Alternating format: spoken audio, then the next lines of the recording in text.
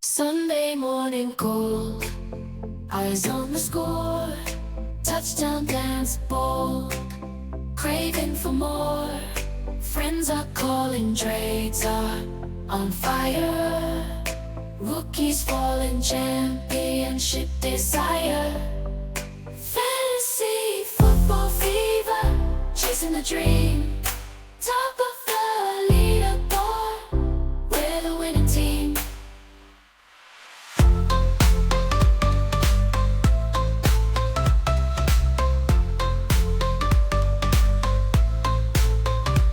Welcome to the Fantasy Football Healers program, a show that is Dynasty Fantasy Football. I'm your host, Dustin Brown, and with me today is going to be a very special guest that I'll introduce here in just a moment.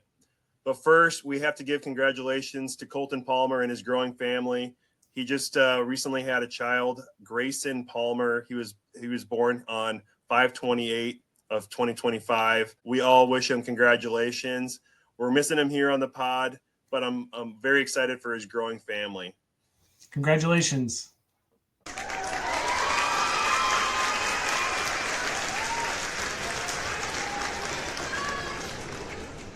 Today with me today is Zach at FantasyWR1Room on Twitter X, and I'm going to bring in the introduction. Welcome to the Fantasy Football Healers. In the ever-shifting landscape of Dynasty Fantasy Football, running backs falter. Tight ends take years to bloom, and quarterbacks are a revolving door. But elite wide receivers, they're the heartbeat of your roster, year after year. Today, Zach, aka the RomeoKid from FantasyHolics.com, joins us to unpack his cutting-edge wide receiver model and share game-changing insights. Buckle up, soak in the knowledge, and get ready. This is one podcast you'll be hooked on for the long haul. Zach with FantasyHolics.com can be received directly at FantasyWR1Room.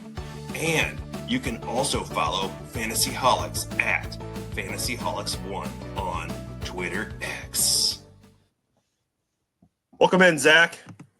Thanks for the wonderful introduction. I am excited to be here. I love talking fantasy football, to my wife's detriment sometimes. She's made comments recently that is fantasy football everything you're for, and I'm like, I'm all here for it. I'm all here for it. When I go to parties, community events, that's the first thing I kind of spring up is, do you have any interest in football? And then you can start to slowly kind of dive into fantasy football, and then you can see like how deep can I go and show and share the passion of fantasy football. Completely agreed. Just Friday, I was golfing with my brother-in-law and had to bring up football. Always have to. Tell us how you got into fantasy football. How long have you been playing fantasy football? About how many leagues are you in currently?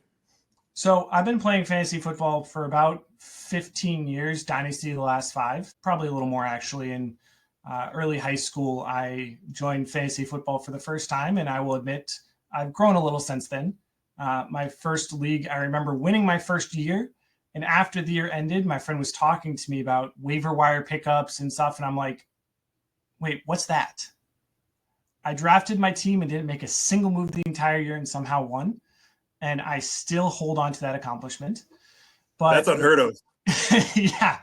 Back, I'm the second year I played, I remember that was the year it was one quarterback league, but you still were debating between Tom Brady and LaDainian Tomlinson with the number 1 overall pick. And that's the year Tom Brady got injured. And as a Patriots fan, my dreams crumbled.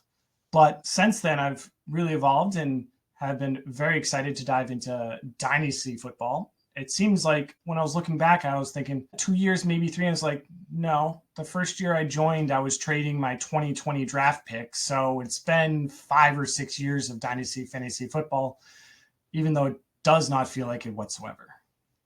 So with your leagues, you said how many leagues are you in with that or Dynasty now? Dynasty, I'm probably in about 8 to 10 in different leagues, different formats, single quarterback, super flex. I got a couple IDP leagues that I'm just getting into. That's a completely different ballgame that I'm enjoying, but seems to take a while to get into. Otherwise, I'm a big superflex guy. I'm big into 3 wide receiver leagues, PPR leagues. I love me a good wide receiver. You sounds like you're completely in then. My first dynasty league, it was the single quarterback, a couple running backs, a couple wide receiver, tight end. We even have some like defense and kickers and things like that. And then it developed over the next year. It's like, well, let's make it a little more interesting, adding in the super flex, maybe adding in 2 tight ends, and then now having it to be a little more interesting with the pre-draft rookie drafts that you had an opportunity to take part of. What did you think about the pre-draft rookie draft compared to doing a rookie draft following the NFL? Pre-draft rookie draft was very interesting. This is the first league that I've ever done that in. And I'm glad I didn't do it earlier on, because having the ability to prep and kind of know who to go after and who to trade up for really kind of, I believe, cemented and really helped. It really has the ability to get the guys you want almost in a better way. Doing rookie drafts before the NFL draft really helps you kind of get those sleepers that you really have hope for. And for me, that was players we traded up to get Trey Harris in the mid-second round, and we're already seeing value from that with him going in the early first round now. Or I forget who on the league got RJ Harvey in the early third, I think it was, and now he's a late 301. That was my mistake. I gotta say, I should have just drafted RJ Harvey there at like the 208, 209 instead. Went with A.O. Manor and our other friend Zach, and he's like, A.O. Manor's still there, and I'm like, yeah, I know he's there, but I was between him and RJ, and I just hit A.O. Manor, and I thought, third wide receiver on the board. Thought I was getting value, and turns out he ended up becoming a 4th round draft pick.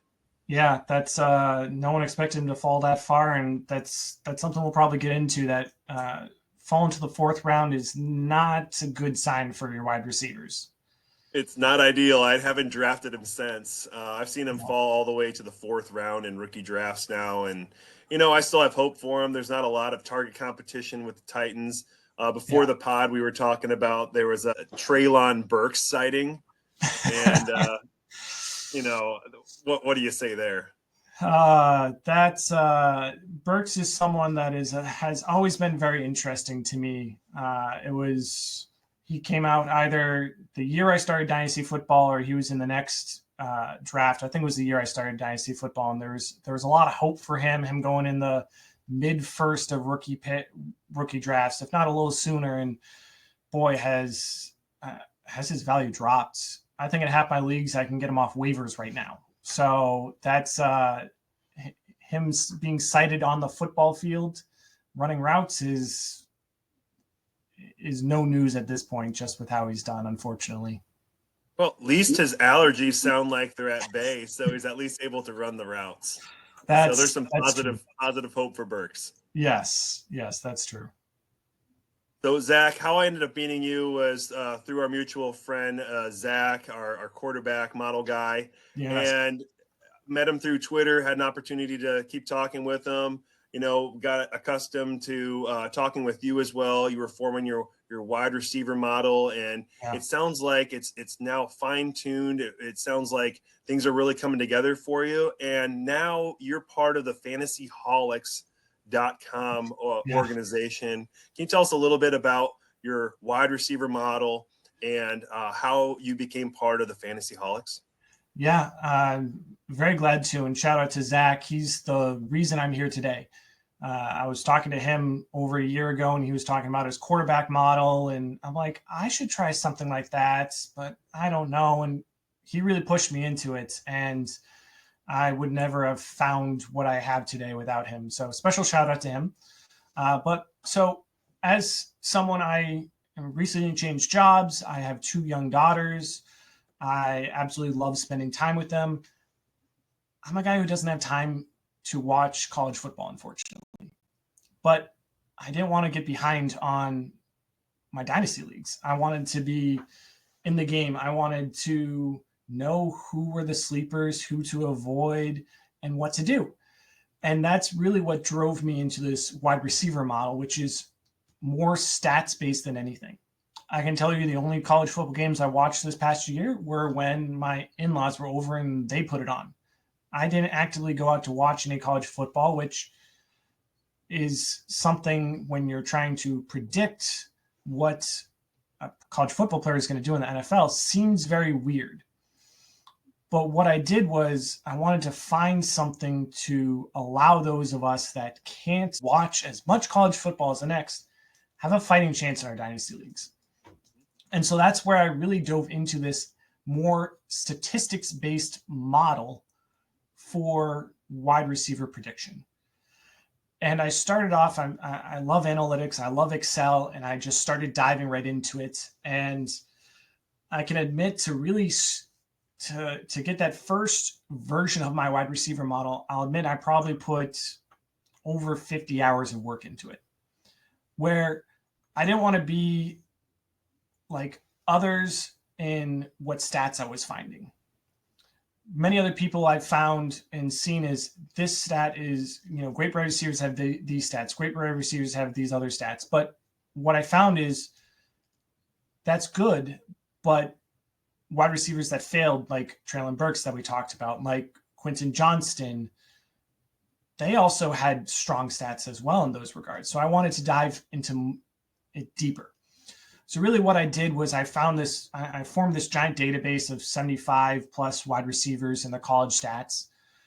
I made sure it was well-rounded. I took highly drafted wide receivers that were successful, highly drafted ones that fell off, and your diamonds in the rough. And I found the stats that correlated to a strong wide receiver in the NFL.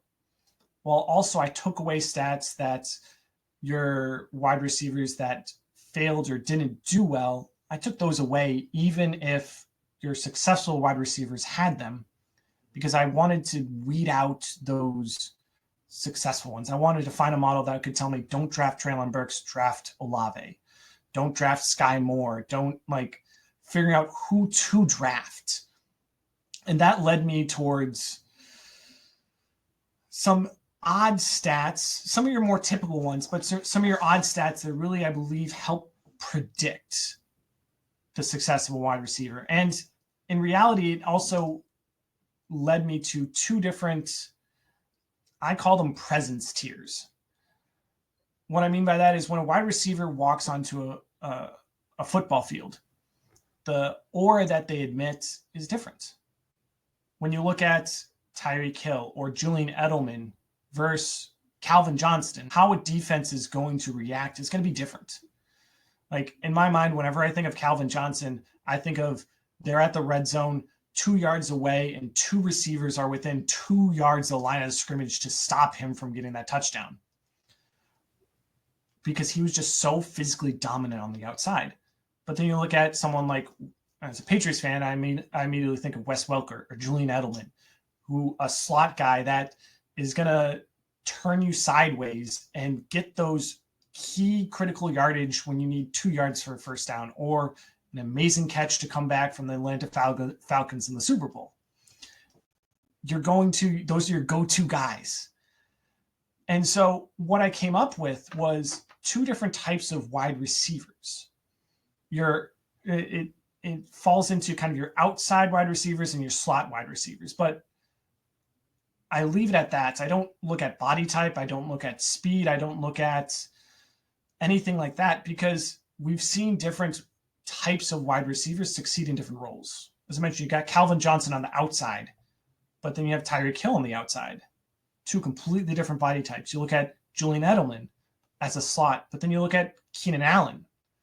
Two very different size receivers, many different strengths, but they fit the same role on the field. And so what I really dove into was finding what makes these wide receivers unique and different, and then judging every wide receiver based upon these stats of, is this wide receiver going to go on the outside, get this volume and demand targets and get you those big plays?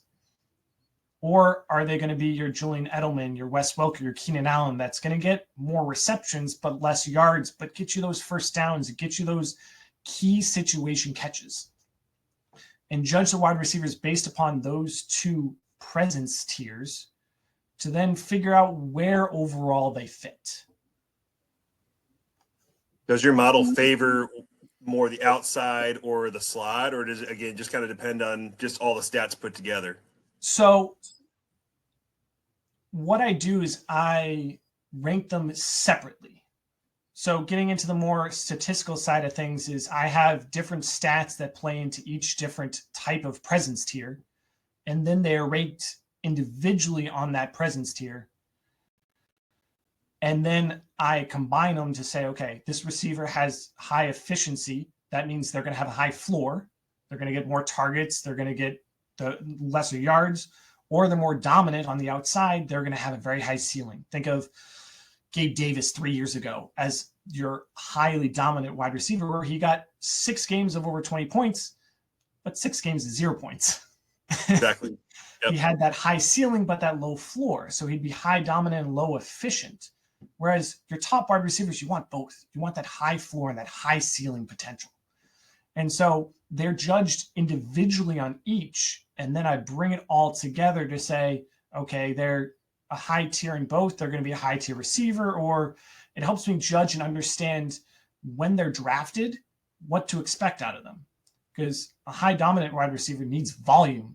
If you think of Gabe They need Davis, the opportunity. yes, they need the opportunity on the outside. And if you think of Gabe Davis with the Bills, where he was opposite Stephon Diggs, he's not going to get that volume on the outside that he needs, which is where you get those 6 games at 20 points and 6 games at 0.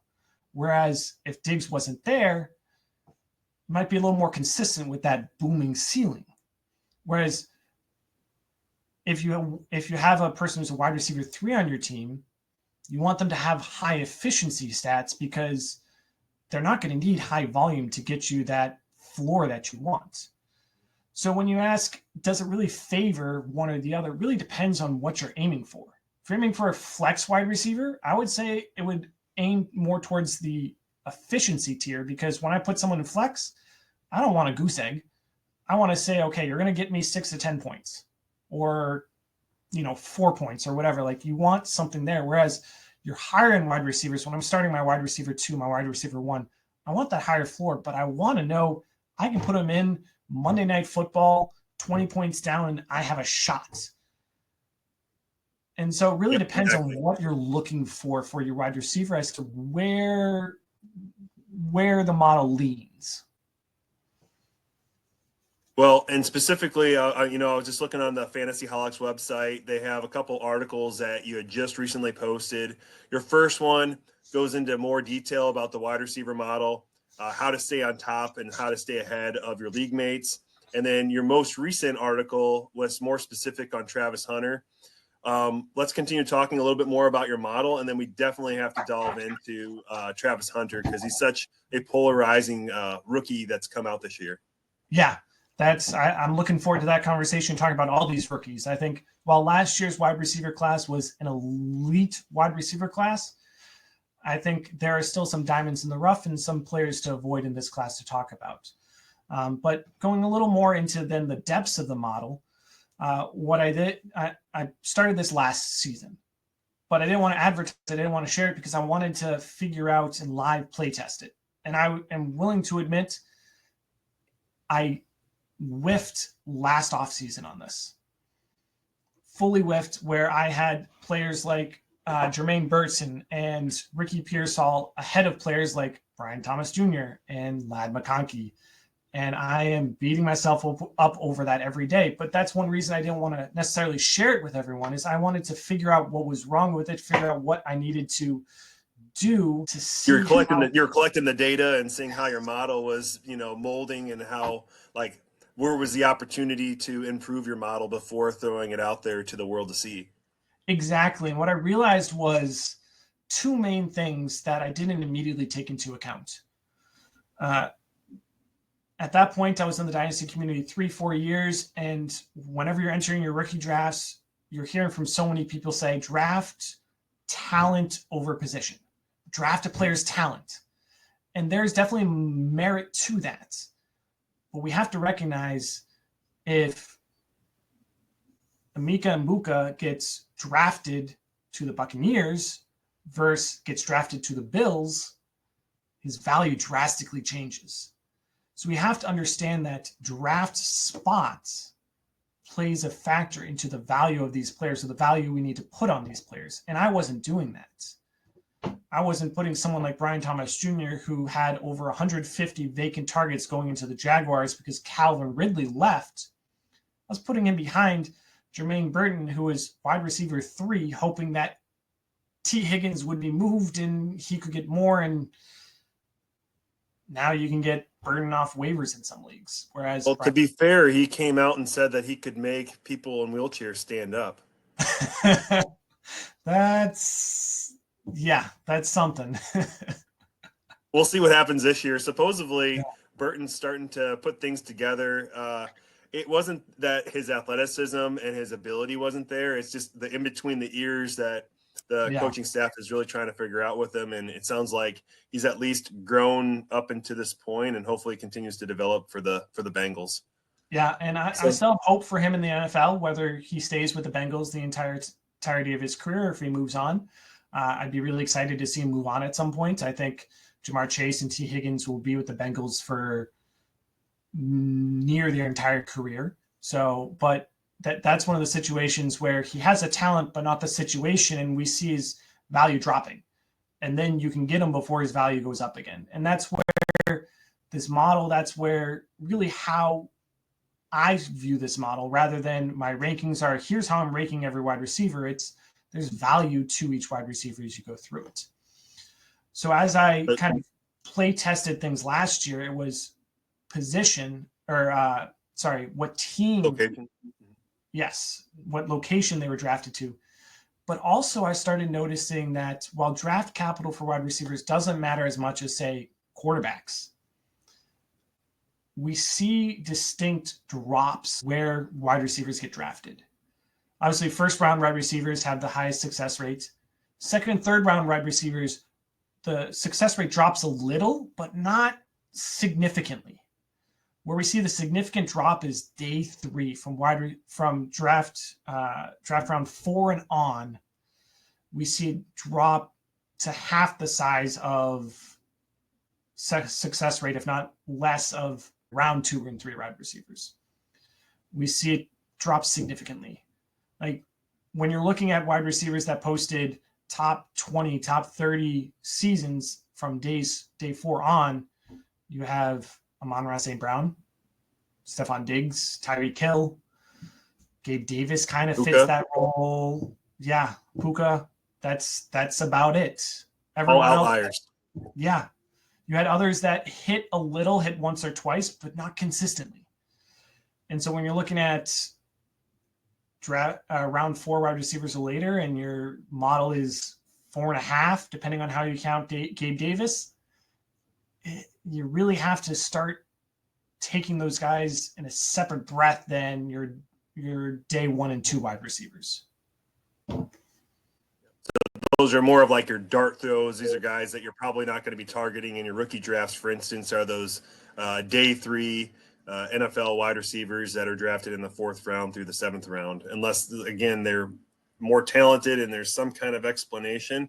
But again, it sounds like there's a lot more outliers than they are actual targets. Yeah, most definitely. And that's where, for my rankings for this year, I have 2 separate rankings. I have rankings for day 1 and 2 wide receivers, and I have a taxi squad rankings where day 3 and on wide receivers, I put on my taxi squad, and I still have them through the model. They still have different tiers of efficiency and dominance in an overall tier, but I don't feel right putting someone who has a higher dominant and efficiency tier, but was drafted in round 5 over someone like Matthew Golden. That doesn't sit right with me, that I separated the 2 just because of the chance of success. If Matthew Golden messes up, he's going to have another opportunity. Whereas if a day 4 wide receiver messes up, they might get one more, maybe. Think of Malachi Corley last year, who I was high on, and then he fumbles the ball at the 1-yard line and doesn't get a touchdown, and now he barely plays. That wouldn't happen to someone like Matthew Golden. He'd still get that opportunity. He'd be right back out the next play or the play after that. So the chance of success relates to that opportunity, and that really doesn't come about much for day 3 and on wide receivers. I think that's a great point that you brought up. The players that are getting drafted in the first, second round, even third round, they're going to have a lot more opportunities, whether it's with the team they were drafted with or whether that they catch on to another team. Some of these guys that are getting drafted on day 3 might not even make the team in the fall for the 53-man roster, or might be on a practice squad somewhere. Malachi Corley, I know he broke a lot of people's hearts last year. I was not one of those people. But again, if you're starting to look at some of those details, it's like, how is this guy going to fit in? And then you can start to kind of like pick and choose like who you're going to be targeting. I admit I've bought some Malachi Corley off waivers and for fourth round picks this year. Some when you're looking at situation last year, when I didn't take into account, does Aaron Rodgers really like his rookie wide receivers? Not one bit. And then once Devontae Adams came there, Malachi Corley was never going to see anything. So I still have a little hope for him, but with how little he played, I'm not holding my breath, but I'm throwing some dart throws out there just in case. I love that dart throw. They've already talked about Allen Lazard getting traded or moved over to the Steelers, as Aaron Rodgers is potentially going to be stepping in there. I just find very comical. But honestly, like, who else do they have outside of Garrett Wilson? Exactly. That's why I'm looking at Taylor. Little is, they really, I mean, unless they really check down a lot and do a lot of 2 running back sets, there's no one really after Garrett Wilson. So I was excited for Tyler Johnson. Yeah.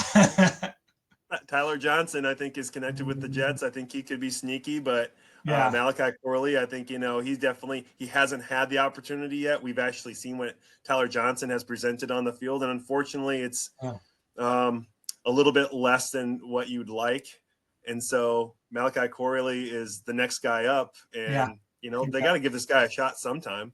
Hopefully. Yeah. I mean, if kind of what I liked about Corley is he had the ability to move in the slot, and with Justin Fields running around a lot, there's a chance. There's an outside chance. I mean, 4th round picks are just darts anyway. You're scooping them off the waivers. You're doing everything that you need to do. You're kind of churning and burning. And when you're finding out, that somebody else has a little bit of higher potential as we get closer to the fall, as we get closer to the season, these guys are easy. Okay, I can either move them or drop them, and you just kind of keep churning and burning. Yep, exactly.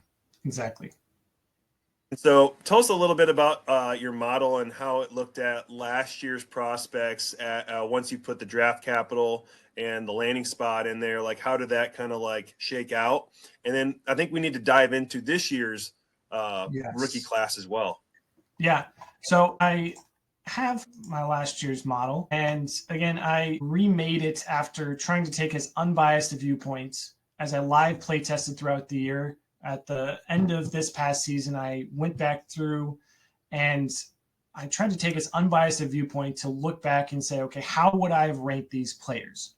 How would I have gone back and seen things, knowing draft capital, knowing landing spots matter? And really what I have is, it looks a lot better than I did previously, I will admit. I had Malachi Corley, I had Ricky Pearsall, I had Jermaine Burton. I had those guys much higher. I dropped them down again because of that opportunity, because of that draft capital. I moved up players, your Brian Thomas, your Ladd McConkey. I moved them up. And what we see here is it looks much cleaner as opposed to what I had previously. But also I want to explain it a little. Is I have tiers 1, 2, 3, and 4, and then the class rankings. So what I have is my tier 1 is these are your elite talents that them producing an elite level is the most likely outcome. So we have Marvin Harrison Jr., Malik Neighbors as the top 2. I had Marvin Harrison Jr. as my wide receiver 1 over Malik Neighbors, but it really could be interchangeable at that point. Whereas tier 2 wide receivers are ones that have strong talent with potential elite upside. And notice I have Odunze, Brian Thomas Jr., Ladd McConkey as my wide receiver 3 to 5. I have them interchangeable here based upon what you want. What I mean by that is if you want someone to produce right away, you should have been drafting Brian Thomas Jr. and Ladd McConkey over Rome Odunze because of the situation. Ladd McConkey went into a situation where Mike Thomas, where Keenan Allen just moved out, ton of targets. Brian Thomas Jr., same thing. He went into the Jaguars, and Calvin Ridley left, ton of open targets. Rome Odunze went in, and you're looking at negative targets. They added Keenan Allen, who demanded over 100 targets this past year. Yep. So Rome Odunze went into a situation where you knew it would take 1 to 2 years for him to produce. So you needed to with the rookie quarterback. Exactly. And so if you wanted to aim for a high draft pick this year in the 2025, and you in your league went by max points, maybe you pick Rome Odunze first because then you could accelerate your rebuild a little. That Rome Odunze, I think, will come to the point where he's pretty interchangeable with Brian Thomas Jr. and Ladd McConkey come end of this season.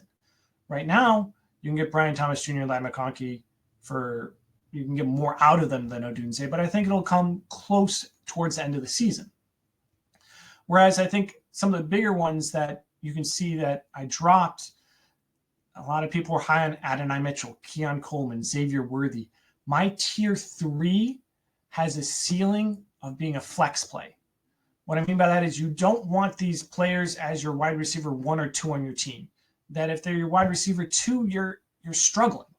Like, I don't think any of us last season would have felt confident starting Xavier Worthy as your wide receiver 2. You'd want him as your flex play with how boom or bust he was. Granted, we expected a lot more out of him. But again, my model showed that he was going to be boom or bust. He was high dominant. He was hard to trust. I Exactly. had him in a league, and he was so hard to trust. I bought into him, though, when I saw that he was over-exceeding expectations with Rice being injured. But I was not comfortable playing him, and I was requiring to play him, especially after Godwin went out. Yes, exactly. Being high dominant, low efficiency tier meant he was either going to get you 20 points or he's going to get you 5 points. And really, when you're starting your wide receiver 2, that's not what you want. You want a higher floor. You want someone you can feel confident in. And I think the final 3 in that tier 2 list, I think I really hit on your Xavier Legette, Adonai Mitchell, Keon Coleman. Many people were high on those, taking mid to high seconds. I was out on these players. I think I maybe had 1 share of Keon Coleman, and that's it. And that's because of what their strengths and weaknesses were when they went in.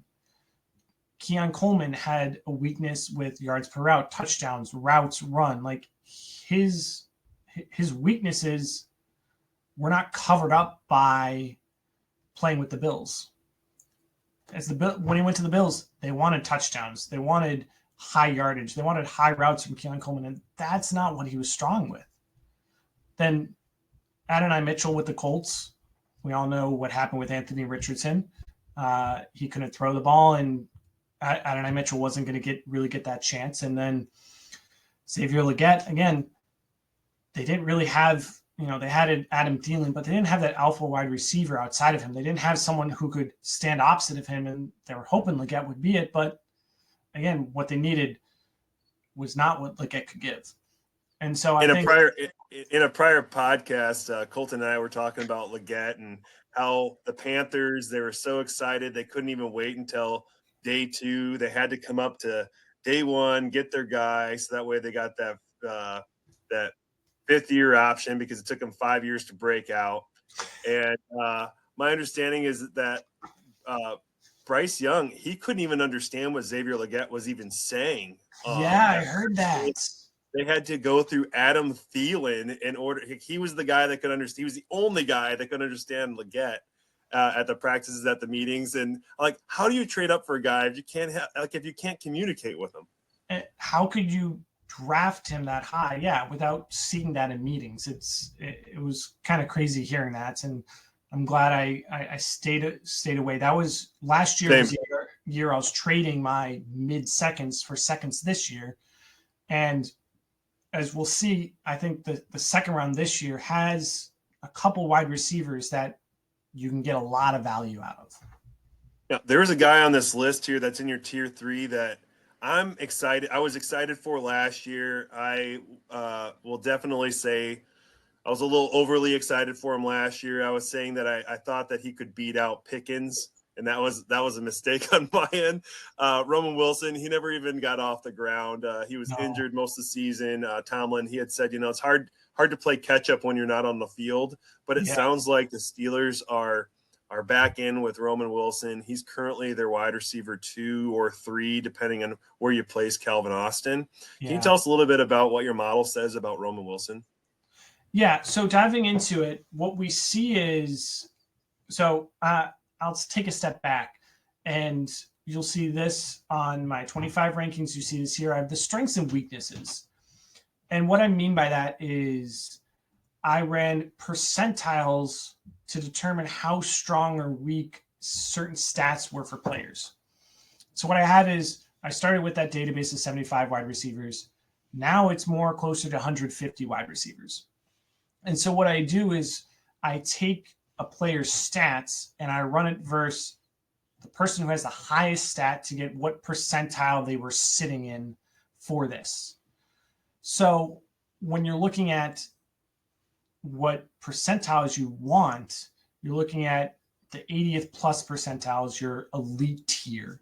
Your 70 to 80 is your better than average, while your 60 to 70 is below average. And below that, you want to stay as far away from as you can. And so these strengths and weaknesses come based upon what percentiles these players' stats were in. So when I say weakness of ADOT for, average depth of target for Malik Neighbors is he didn't have a strong depth of targets in college, but you see, despite that, he had a high yards per route. He had a high first down rate. He had high targets. He had his other stats were so overwhelmingly high. It didn't matter he had that. He was getting that volume and he was doing good things with it. Whereas if we drop down to Roman Wilson, you look, he wasn't high in targets. He wasn't high in touchdowns or routes and first downs. But the interesting one is targeted QBR. That's the quarterback rating when the quarterback has when he targets a wide receiver. And what you want in your safety blankets, your slot guys, your guys that will get these looks, is a high targeted QBR. That means, one, the quarterback throws well, but also the receiver makes the quarterbacks look incredible. And so that's the interesting thing for Roman Wilson is if he's the wide receiver 2, if he can act kind of as that safety blanket, if he can be there and be open for whoever's the quarterback there, he has potential to gain some value. I don't expect him to have a high ceiling. Your target. Arthur Smith, wide receiver 2s. I mean, slow moving offense. They want to run the ball, but he's definitely going to, I would say, if, like you said, he's going to accumulate value, especially if he can get that wide receiver 2 role. I mean, because having zero value and not playing to playing some and having some of the opportunities. And we already know that Metcalf only can really do a couple routes. They're going to have to target some other players on the field. And, this is another reason why we can't forget about Freiermuth that's there also, their tight end. Yes. And rumors came out that today the Steelers are looking at potentially trading for Johnny Smith. They're looking. They recognize they need those extra targets, and I think Roman Wilson has a chance. You might be able to trade him for a late third come the right point in the season where it's not amazing value, but it's more than he's at now. So he's someone that if you have room to stash, go ahead and stash him. He's not someone I'm going out and trading for, but you can get him off waivers in some of your leagues and stash him when you can if you have the space. Excellent. Just to go back one more thing there, I'm a tight end guy. The Miami Dolphins, they ended up picking up Jalen Congers just off the waivers, and so I think that they can. This team seems like they're imploding. Yes. The Dolphins are. And so they're trying to find ways to move assets that are aging. And Jonnu played fantastic for the Dolphins last year. And, it would fit the Steelers mold. Arthur Smith, let's not forget, Jonnu had played with Arthur Smith's offense while with the Falcons, was highly successful, actually almost put Pitts out of a job because of how successful that Jonnu was. Yes. And it's rumors right now, but it wouldn't surprise me by the end of the week that Jonnu has actually moved over to Pittsburgh. This could be your opportunity now before, while there's smoke in the air, go get Jalen Congers. Going forward here with your model, and this is all fantastic, Zach, and we do really appreciate you having you here. Where can they find some of your posts in regards to your rookie wide receiver rankings, your day one versus your day three stash wide receivers you had suggested? Yeah, so I have all of this on my Twitter right now, my Twitter X, FantasyWR1Room. I have all of that available there. If you scroll back, you can see all these different posts. I have my player profiles where I dive into the strengths and weaknesses and give a little bit of a paragraph about what to expect out of the player. We'll look at Travis Hunter's a little later. But all of that can be found on my Twitter X right now. And I'm working with those at Fantasyholics to dive a little deeper into posting more content, especially putting these rankings out soon and the like. So all that can be found on my Twitter X. That was rookies from 2024. Let's start going into some of the rookies this year in 2025. What does your model think about this class overall? Last year, you said it was an elite class. This year, it's been kind of a mixed bag that I've heard along platforms. Let's have you share a little bit more about the 2025 wide receiver class, please. Yeah, diving into this 2025 wide receiver class, if you immediately notice, I don't have any wide receivers in my tier 2. That's the first thing. Is I've posted this in a few places and I've seen multiple comments. Where's your tier 2? You're missing tier 2. I don't have any wide receivers in my tier 2 this year. If anything, maybe Jaden Higgins I should have put in my tier 2, but what I mean by that is we have a couple wide receivers that have this potential elite upside, whereas the rest are kind of fitting into that flex tier. And looking at this, I want to explain it a little more. We'll kind of go top down, explaining kind of where these wide receivers ranked, kind of what they did. We start with my interchangeable wide receiver 1 and 2 and McMillan and Harris. They both showed elite upside in their college stats. If you look, McMillan set the record, has the 100th percentile for targets. He's in the elite of the elites in routes and first downs. He was low in the touchdown range, but that's to show maybe his ceiling is a touch lower, but the higher targets, first downs, he's going to be a guy that is going to get so many targets. He's going to get so many balls thrown at him. He's going to have such a high floor in fantasy. Do you think that Bryce Young can find him on the field? That is a wonderful question. I know Bryce Young isn't the tallest quarterback. I think with the abilities of McMillan, I would be surprised if Young is going to be unable to find him. We saw an uptick in Young's success at the end of last season, and I think that's going to continue with his new wide receiver 1 here. I think the way McMillan is able to move about the field, the way the strengths he has, I think that is going to pair incredibly well with Bryce Young. I want to dive a little into McMillan a little more. And as I was looking at him, I know so many people have him at their wide receiver 2. I remember you talking, he's your wide receiver 5 of the class before the draft. Yeah, I think it was 4 or 5. Yeah. And I was trying to pinpoint why people weren't as high on McMillan as me. And I think I kind of figured it out and have a good way to explain it.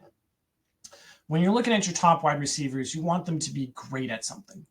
Look at Calvin Johnson. His body was incredible. He was so big and so dominant. You look at Tyreek Hill, he would just blow past your cover 2 and score a touchdown before in the blink of an eye. When I think of Jamar Chase, I think of his incredible route running. When you think of McMillan, you don't really see something he's absolutely elite top tier at. Right. When you look at him, you're like, he's good. And I think that's the best way I can put it, is that McMillan is elite at nothing, but he's elite at being great at everything. He's a well-rounded wide receiver that he's so well-rounded. One part of his game doesn't stick out, but he's going to be such a well-rounded wide receiver that he's going to have a high floor. He's going to have a high ceiling. And Young, I think, is going to be able to find that. And I think that's what Young needs, is someone who's consistent that can do anything on the field. So Zach, I did have him as a wide receiver 4. I was just looking back here, and I think in regards to Bryce Young, he just needed to get a tower out there. This guy, he's 6'5", and that was where I think Colten and I had a little bit of difficulty with such a large frame. Like, how successful would he be? You know, we've seen a lot of these 50-50 guys, and the 6'4s, the 6'5s, the 6'6s, and they're not as successful in the league right now. Like, we're starting to look at more like the shifty, shorter wide receivers that are like 6'1", 6'2", 200 pounds that are becoming successful.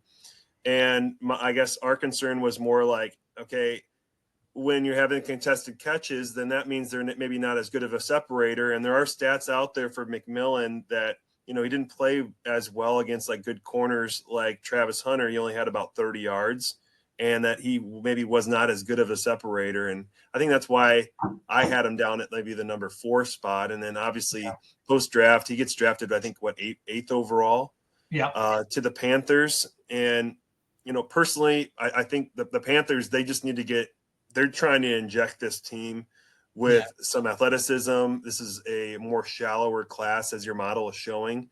And they wanted to give this team an opportunity. They didn't have an opportunity to get Travis Hunter, but they said, well, who's the next guy? And that's when they're like, well, let's push the button on McMillan. He's taller, and it'll allow Bryce Young to be able to view him a little more easily over top of those large linemen that are standing in front of him.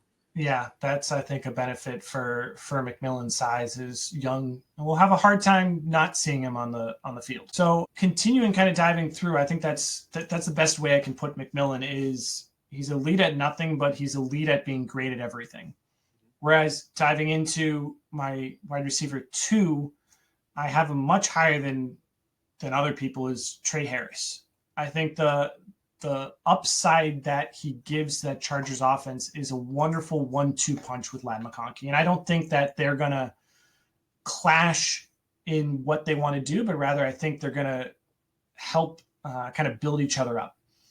We're looking at, again, the stats that the yards per route, Trey Harris set the bar for yards per route, and he's going to have the opportunity to run the routes with the Chargers. He's pretty much immediately their wide receiver 2, or by mid-season, I expect him to fill that wide receiver 2 role, and that he has the ability to make his quarterback look strong and do a lot with the ball.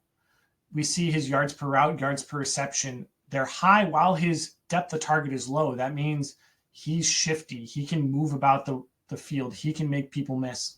Whereas we look at his targeted QBR, his catch percentages, when his quarterback throws him the ball, they are elite. So seeing that, is I see great things coming from Trey Harris going to the Chargers. And honestly, I don't know if I could think of a better spot I'd want him in. He has Ladd McConkey who can take pressure off of him, while he can be this great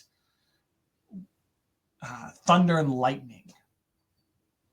You know, pun intended with the Chargers logo.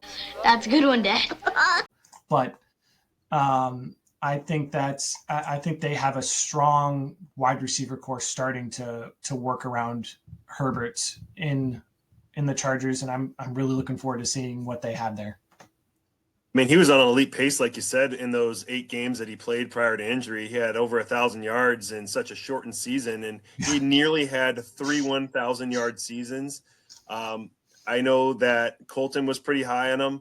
I knew that you were really high on him because in the rookie drafts that you were targeting him in both leagues that we're in. Yeah, I think I have at least 5 or 6 shares of him, and I've taken him in the early second in all of them. And I think that's amazing value for someone with the upside of Trey Harris, that he's going to have consistency for you with a strong ceiling.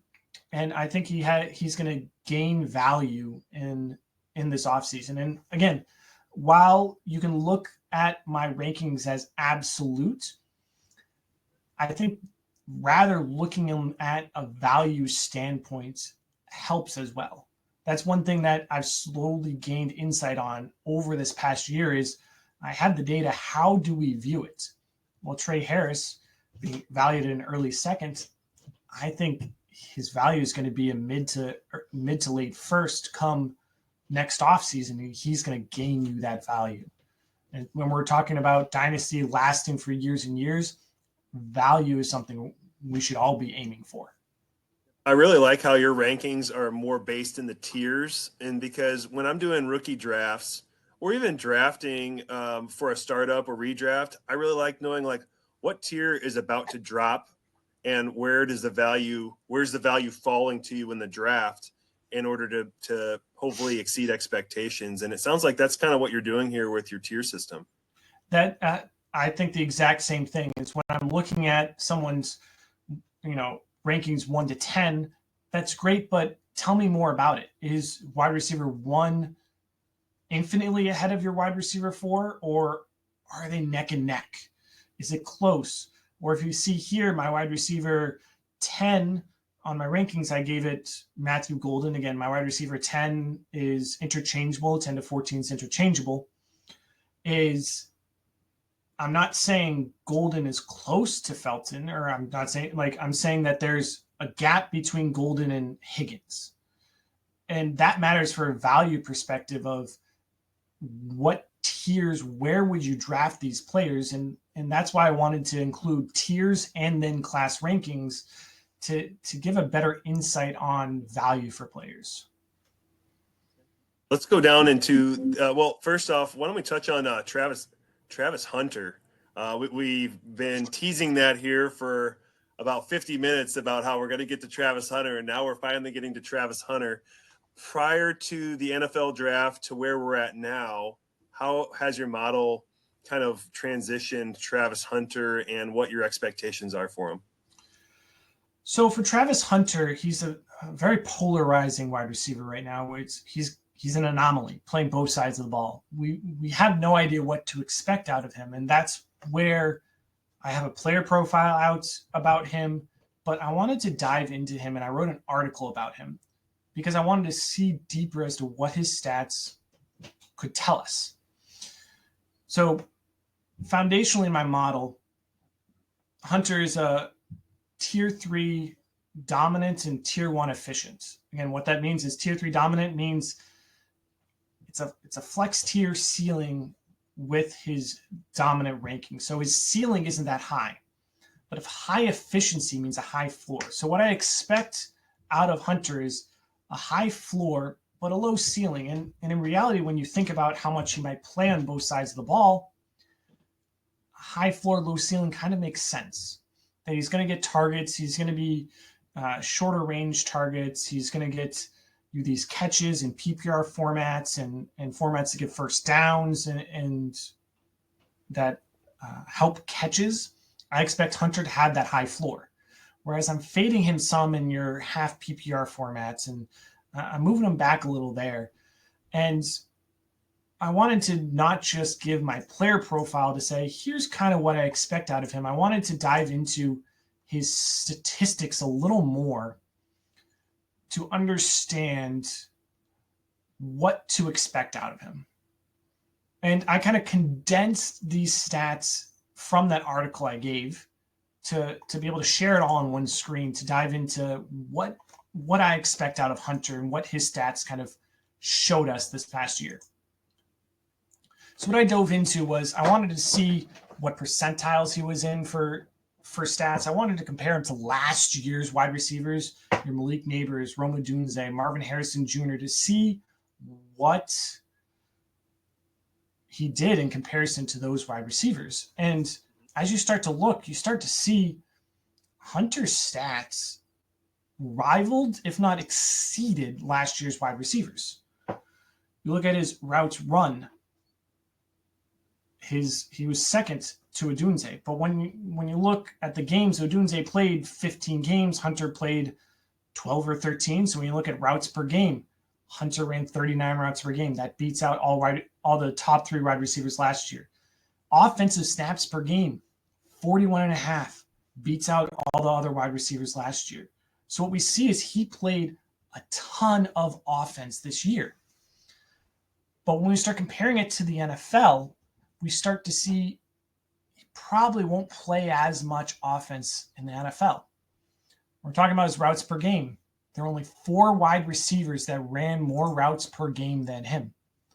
Jerry Jeudy, Chase, Michael Woods, and DJ Moore were the only wide receivers that ran more than 39 routes per game last season. In the same breath, in offensive snaps per game, because NFL plays 17 games, I couldn't just do offensive snaps overall. Doing offensive snaps per game, only 5 wide receivers had more offensive snaps per game than Travis Hunter. Again, Jerry Jeudy, Chase, DJ Moore, Michael Woods, Jacoby Myers. So what we're seeing, and what I see in this, is we should expect less offensive snaps, less routes per game in the NFL than what Travis Hunter ran in college. I know there might be, I've heard other people say he's going to play more offense than defense. That's probably true, but he's still going to play, I expect, less offensive snaps than he did in college. So what percentage are you thinking that he's going to be playing? Has there been any indication from the league or from the Jaguars? What I've heard from the Jaguars is that he's going to be more in offensive meetings, and they're going to rely on his natural tendencies for defense at first. So I expect him to be more offensive suited to start. But when you look in comparison, let's look at Brian Thomas Jr. last year, who went into a perfect situation, 150 vacated targets, and he only played about 80% of their offensive snaps.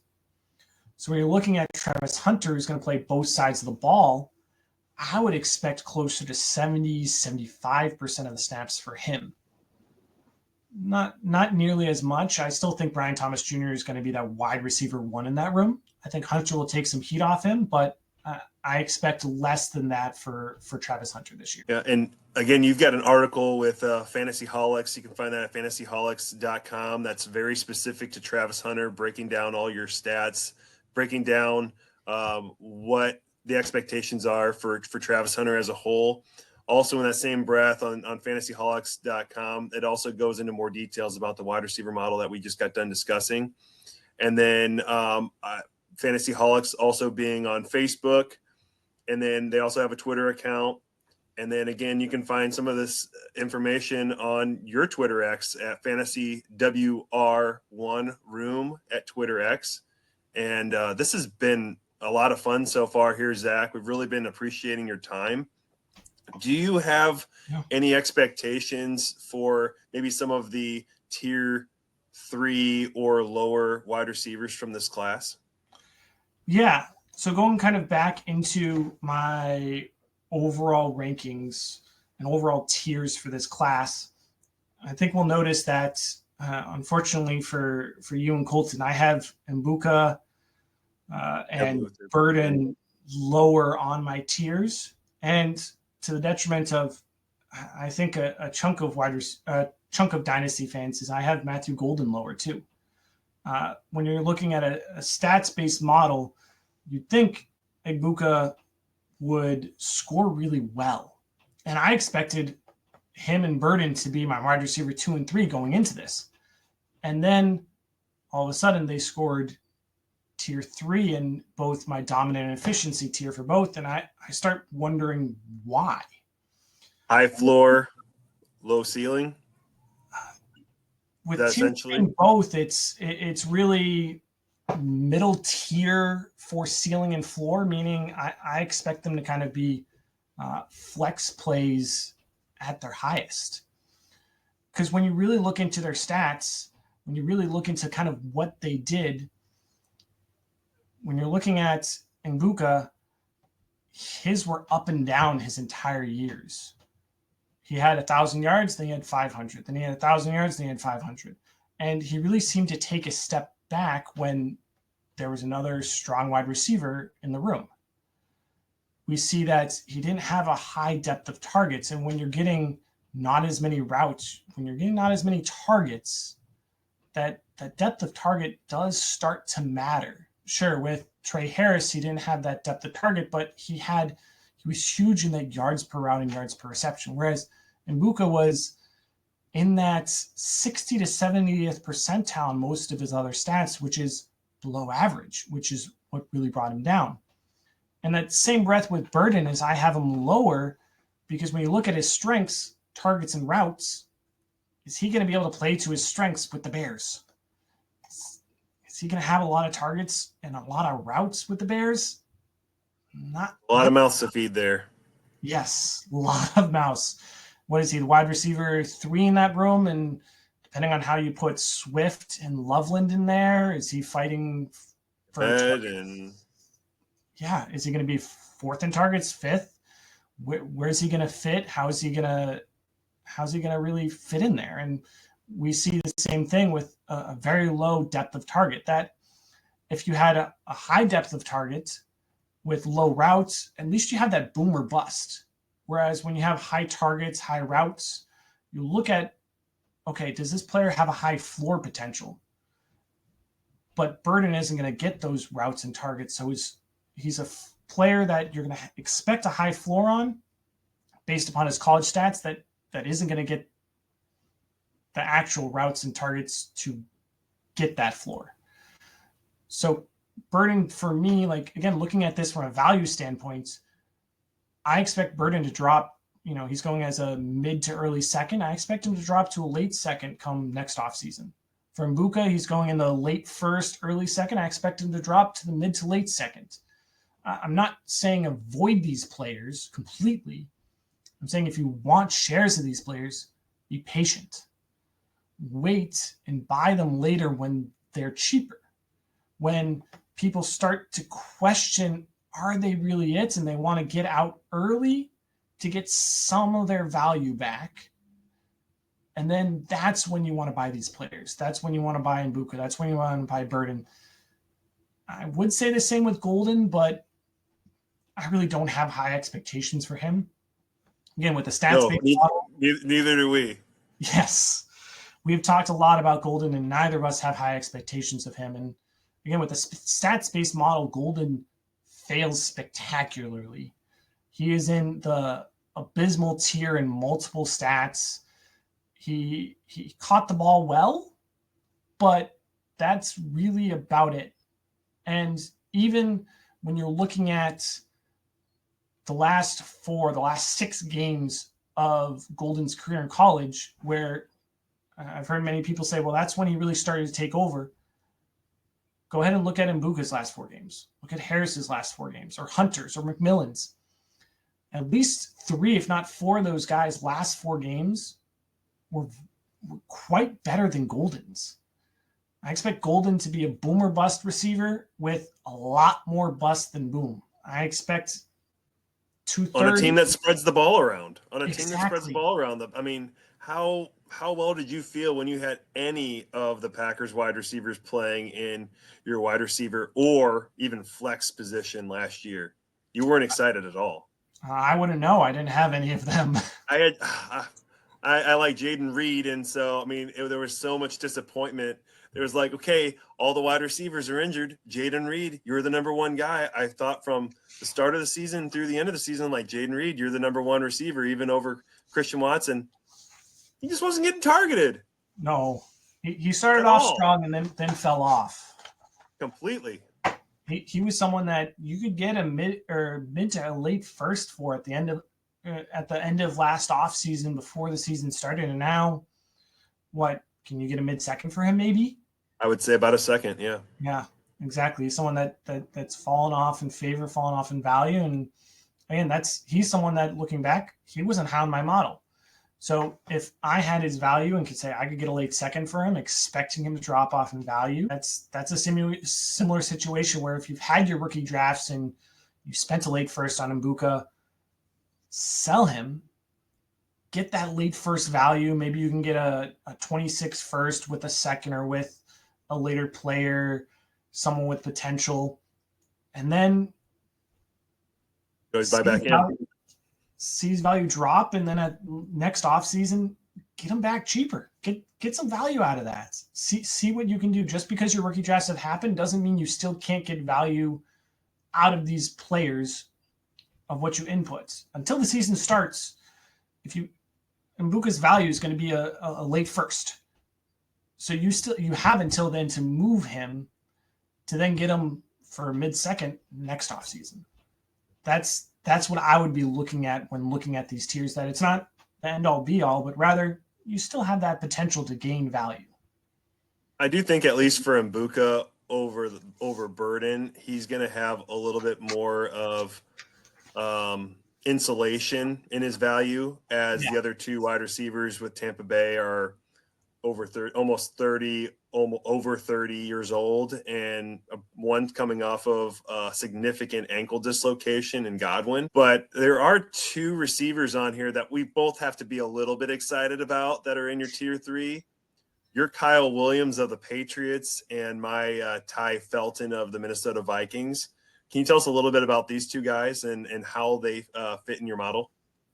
Yeah, so I'll start with Kyle Williams. I've done a player profile. You can see it on my Twitter X. I'm not incredibly excited about either of these two, in that I think they'll end up being your bye-week fill-ins, that you're kind of the most confident of your bench players to put these players in.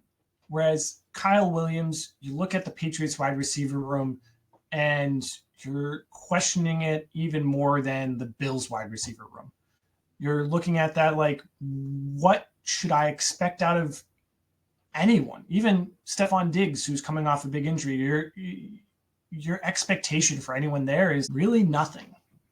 You're looking at Kyle Williams as a late second right now, and I think Kyle Williams, with his QBR, with his catch percentage, lower routes, yards per route, everything else is kind of in that average to below average tier. What that kind of, to me, is showing is that if he can establish himself as a safety blanket for the Patriots, he may be playable in your flex potentially. Again, I'm looking at bye-week flex plays here with Kyle Williams. Similar thing with like Luther Burden, of maybe he can get a little safety blanket to have a little floor for you to start in those bye weeks. If you have 3 or 4 injuries, you're looking at that bye week start. I think Kyle Williams can kind of fit that role. I don't have too high of expectations outside of that. But I Kyle think Williams, I mean, Drake May is going to be the best quarterback that he's ever played with. You know, Kyle Williams coming from Washington State, his quarterback play there was complete trash. One of the things I thought that was exciting for Kyle Williams, and at least hopefully giving your Patriots a little bit of excitement with their draft pick, is that he was the fastest speed that was recorded on the national team side at the Senior Bowl this year. And I had some notes here that he was winning off the line. He showed good quickness, good transitions, a lot of burst, like going into a lot of his routes. Yeah. And in regards to Ty Felton from my Minnesota Vikings, I was a little confused on why the Vikings were drafting a wide receiver at the end of the 3rd round when we only had like 4 picks in the entire NFL draft. But Ty Felton, he's a respectable wide receiver 3, but I was more confused about the Vikings drafting Ty Felton than I was about the Patriots drafting Kyle Williams. I think Kyle Williams pre-draft, I think he was around like wide receiver 12, wide receiver 13 for me. And so I feel like the Patriots, I think they finally hit on a wide receiver, and hopefully it'll provide a little more excitement for your Patriots in their comeback. Yeah, hopefully it's a new regime coming up. Hopefully that really fits in. And as you mentioned, Ty Felton fitting that wide receiver 3 role for the Vikings. I'm worried about him in the same way as Luther Burden. If you look at their strengths, targets, routes, catch percentage, and drop rates sometimes tend to go hand in hand, not always, but they tend to. You're looking at a wide receiver that would have a good floor if he has consistent targets, but is Ty Felton really going to get consistent targets when he has Justin Jefferson, Jordan Addison, Hawkinson, Aaron Jones? Is he going to get those consistent targets to have that floor? I think it was a good pick by the Vikings if someone gets injured, like Justin Jefferson has a little injury history, Hawkinson has that injury history, Aaron Jones is getting a little old. Like, I think next month we're finding out if Addison's going to be having some trouble with the DUI charges, and I wonder if this is insulation for that, honestly, which is very unfortunate. Yeah, very unfortunate for Addison. I think that's a very good point too. I think it's a good safety for the Vikings, thinking, okay, we want McCarthy to succeed and we need him to have weapons. And if Jones is getting old, Hawkinson gets hurt again, Addison gets suspended for a few games, we need him to have someone else out there. And I think while the Vikings had other positions they could have gone for, I think it's like running back. Yes. In a very running back heavy class, I was incredibly surprised they didn't go running back. But it's a good safety blanket pick for McCarthy just in case. Zach, I've got just 2 more questions here before we get out of the pod here. Yeah. We've already talked about a wide receiver that consensus has been high on, and Matthew Golden that you're a little bit lower on. Is there a wide receiver in this class that consensus is lower on, but you think maybe has a chance for some success, or you feel like should be steamed up a little bit more, or at the very least, somebody that you'd like to at least present to our listeners on why this wide receiver should maybe at least make a stash for their dynasty teams? So if we're looking at stashes, looking at bottom of the barrel, you're looking at 4th round picks, there's a couple players that I'm going after in that regards. And this is where, again, my day 3 wide receiver, my taxi squad ranking comes into play, where these are your players that don't necessarily have that pedigree, or they don't have that the many chances of success that your top draft picks get, that I'm looking to stash. I'm looking at Jalen Royals, Dante Thornton Jr. I'm looking at that Seattle wide receiver room where you have JSN, you have Cup, but Cup's injured, has an injury history. I'm looking at these guys really that Colten would say they can't all play in the slot. Yeah. Well, what we're in regards to that Seattle offense, when JSN had a high depth of target last year is when he had his really high scoring games. So while he has played the slots consistently, I think there's a chance of someone moving outside between him and Cup and having that success. But really, I think it's that number 8 ranking and higher that I'm looking to try and stash on my taxi squad. That I'll send most of these guys you can get off your waivers outside of Royals. So for the listeners, can you just read out those top 8 rankings for the taxi? So really, the first 2 you're going to need to spend either a third on, early third to late third. You're looking at Jalen Royals and Dante Thornton Jr. Those are my top 2. Whereas the other 6 you can really get towards a 4th round pick to take a stab at. You can send a 4th round pick for, or you can get off waivers. I'm looking at Torrey Horton and Ricky White for the Seahawks, Xavier Restapro, Elijah Badger, Nick Nash, and Kobe Hudson. While there are 4 undrafted free agents there, we have seen success of undrafted free agents succeed in the NFL. More recently, Adam Thielen. So we see that doesn't exclude them from the conversation despite them not getting that draft capital. So those are the 8 I'm putting on my taxi squad, maybe sending a 4th for if I have the space, Really for Royals and Thornton, you're going to need to send a little more, but I'm looking to stash those just in case. Yep, and I couldn't help but see on this list Alec Manor at number 12. That's heartbreaking. Again, seeing him fall all the way down to the fourth round of the NFL draft, I'm sure that's what really completely pummeled him here in your wide receiver model. And then I'm looking down a little bit further. Jalen Lane, Washington, again, another receiver that was drafted in the fourth round. But I will say I felt like his draft capital was actually better for Jalen Lane than the draft capital of fourth round for Alec Manor that everyone knew who he was. Not everybody knew who Jalen Lane was. And he was a guy I really kind of had my heart kind of grew out to him when I was watching the combine live and seeing his family get so excited for him. And now he's with our friend Zach's team, the Washington Commanders. Yeah, he's going to be exciting to see. It's as weird as it sounds, he's immediately wide receiver 3, if not later. I keep forgetting Deebo Samuel is on the Commanders now, but that's going to be interesting to see how that wide receiver room plays out. Zach, last question for you. As far as outside of this rookie class, talking about like 2024 potentially, we've already talked about Malachi Corley, but is there any other wide receivers that if you go kind of deeper that you're a truther on, they haven't broken out in the NFL in any way, but you're still have that candle lit for them? Yeah, there's 2, and one has broken out some. The other, I think, has potential, and both you can get for a mid to late second, if not a little less. Is the first I'm looking at is Marvin Mims for the Broncos. He was drafted.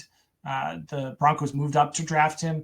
But what I'm looking at is a couple of very interesting stats for Mims that if he can get a little more playing time, I think he's going to really go off. Is Marvin Mims last year was number 1 in target separation. That when he received the ball, when he caught the ball, he had 2.73 yards of separation on average between him and the closest defender. That's huge. That's incredible for yards after the catch. That's incredible just to be open that much. That he was number 1 in target separation. He was number 4 in yards per route run, number 7 in his target rate of almost 30%. The problem is he just wasn't targeted, or he wasn't on the field as much. That a 30% target rates, but not being as successful just means he needs a little more playing time. And I think if he can kind of break into that starting lineup in a greater manner, I think we can see some great things out of Marvin Mims. I think that's a fantastic one. Again, like going back in rookie drafts, there was an opportunity to draft Marvin Mims in the late second, and I can't remember who I ended up drafting instead of him, but I immediately was like, oh no, what did I do? I should have drafted Marvin Mims. And then he had a couple games early in the season, his rookie year, where he looked like, whoa, what's happening here? Like there's something that's catching flame. And then all of a sudden just kind of vanished. He kind of went away, kind of was forgotten about. Yeah. And, last year he had a few flashes, but again, the consistency just wasn't there. I wonder if with Bo Nix going into the second season, being a little more seasoned, I think that there's a chance Marvin Mims can be a little more consistent. I think he'll still be boom or bust, but I think the consistency will get there for you to get close to comfortable starting him each week. I mean, he's definitely electric. I love the athleticism that he brings on the field also. But as we know with your model and a number of other models that we've seen, like athleticism doesn't technically matter at the wide receiver position. A lot of these other stats that your model brings forth are actually providing better details to see whether the success rate is going to be there for these rookies or these prospects coming into the league. Yeah, that was my hope with this. And then my second one, you can get for probably a mid-second now, is Josh Downs for the Colts. Looking at it, there's a couple interesting stats for him that he's top 25 in. He's top 25 in red zone targets, top 25 in receptions, top 25 in target separation. When you're looking at the top 25 wide receivers, Josh Downs' names does not come close to that. Yet he was looking incredibly strong in all these. Target share over 25%. He was top 5 in route win rate, and he was number 6, just ahead of Marvin Mims in targets per route run. And we're not seeing him as high because of his injury. He only played 14 games and was the wide receiver 36. But if you go based on his average, he played 17, he would be wide receiver 21. I think we'd be having a different conversation of Josh Downs' value if he had played those 3 more games. And, if Anthony Richardson is still his quarterback or not. That's a big if. That was going to be my next question. So who are you rooting for the Colts quarterback competition? Are you just hoping that Anthony Richardson can grow up and expand his ability as a quarterback in the league, or are you looking more for the Daniel Jones, the Indiana Jones?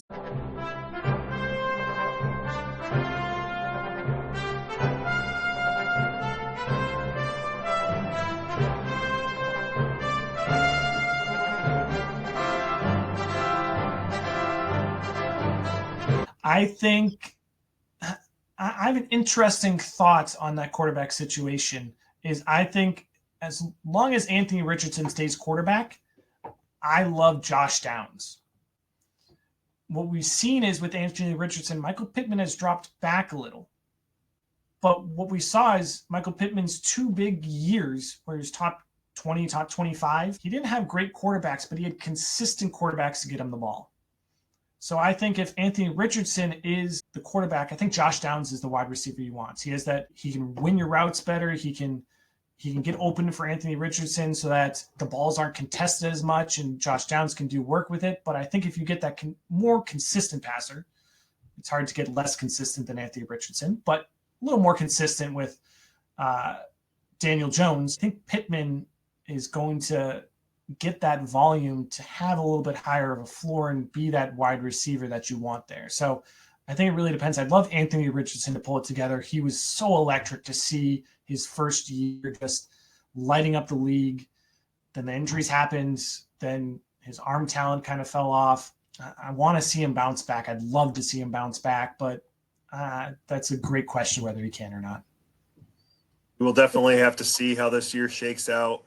Thank you again, Zach, for joining us here on this podcast today. Zach with the FantasyHolics.com. You can find Zach at FantasyWR1Room on Twitter X. You can find me at FF Healers. And don't forget to look out for Zach's articles there at the FantasyHolics.com website. Again, he's got some amazing content that he's coming out. He's thrown out the wide receiver model. We had an opportunity to learn up here close and personal here with the Fantasy Football Healers. We also got to learn a little bit more about Travis Hunter, and we look forward to your future articles to come. Thank you again, Zach. We really do appreciate your time. Thank you for having me on here. I absolutely love talking about fantasy football. I'm glad to have an opportunity to share a little more, and I love your podcast, so I was very happy to have that invite and come on. Thank you. We look forward to more of your endeavors, and hopefully we can have you back on again in the future. I would absolutely love that. Thank you. Thank you, Zach. Thank you for listening to the Fantasy Football Healers program.